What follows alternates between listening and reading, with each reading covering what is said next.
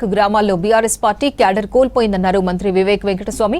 సిద్దిపేట జిల్లా గజ్వేల్లో నిర్వహించిన కాంగ్రెస్ కార్యకర్తల సమావేశంలో పాల్గొన్నారు. కార్యకర్తలు ప్రభుత్వ పథకాలను ప్రజల్లోకి సక్సెస్ఫుల్ గా తీసుకెళ్తున్నారన్నారు. ప్రజాపాలనను మెచ్చి జనం జూబ్లీహిల్స్ లో కాంగ్రెస్ ను గెలిపించారన్నారు. అదే తీరుగా రాష్ట్ర వ్యాప్తంగా మెజారిటీ పంచాయతీ స్థానాల్లో కాంగ్రెస్ గెలుస్తోందన్నారు. ఎన్నికల్లో బీఆర్ఎస్ తమకు పోటీనే కాదన్నారు మంత్రి వివేక్ వెంకటస్వామి. అప్పుడు కూడా చాలా మంది అన్నారు, సార్ ఇక్కడ 25,000 ఓట్లు తక్కువనే మనము క్యాంపెయిన్ స్టార్ట్ చేస్తున్నాము, కానీ మనం గెలవాలి ఎట్లనని చెప్పి ముఖ్యమంత్రి గారు చెప్పడం జరిగింది.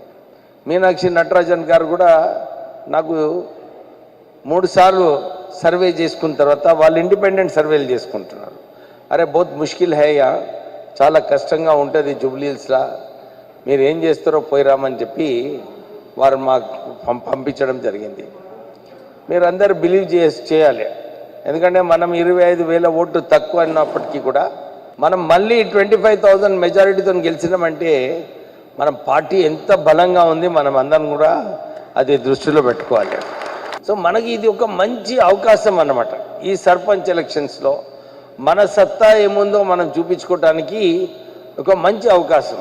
ముఖ్యమంత్రి గారికి చెప్పడం జరిగింది, నాకు సిద్దిపేట డిస్టిక్లో ఈ 3 నియోజకవర్గాలలో కూడా ఒక 500 ఇల్లులు ఎక్కువ ఇవ్వాలి, ఇందిరమ్మ ఇల్లులు 500 ఇల్లులు ఎక్కువ ఇస్తే మన కార్యకర్తలు అందరూ కూడా ఏదైతే ఇప్పుడు కోరినారో, సార్ మా ఊర్లో కూడా కొన్ని ఎక్కువ ఇందిరమ్మ ఇల్లులు ఇస్తే బాగుంటుందని చెప్పి మనం కూడా మన సర్పంచుల అందరినీ కూడా గెలిపించుకొని మనం ఎంత బలంగా ఉన్నామనే ఒక స్ట్రాంగ్ మెసేజ్ పంపించినప్పుడు టీఆర్ఎస్ పార్టీకి నేను చెప్తున్నా, ఈ తెలంగాణలో వాళ్ళకు ఒక దక్కా వచ్చే అవసరం ఉంది.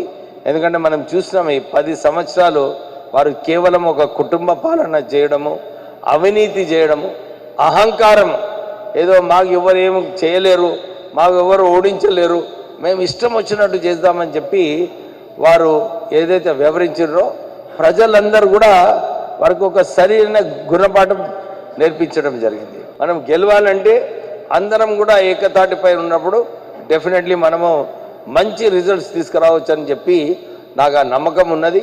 సో మీరు అందరూ కూడా గ్రామంలో అందరు గ్రూప్స్ ఏకమై ఎవరు ఎక్కడున్నా కానీ, ఎందుకంటే మనము ఓట్లు అడగడానికే పోయినప్పుడు అందరి దగ్గర పోవాలి, మన వ్యతిరేకంగా ఉన్న వాళ్ళ దగ్గర కూడా పోయి ఓట్లు అడిగే బాధ్యత మన పైన ఉంది. సో మనం అందరం కూడా కలిసి ఈ సర్పంచ్ ఎలక్షన్స్లో మంచి రిజల్ట్స్ తీసుకొస్తారని చెప్పి ఆ నమ్మకంతో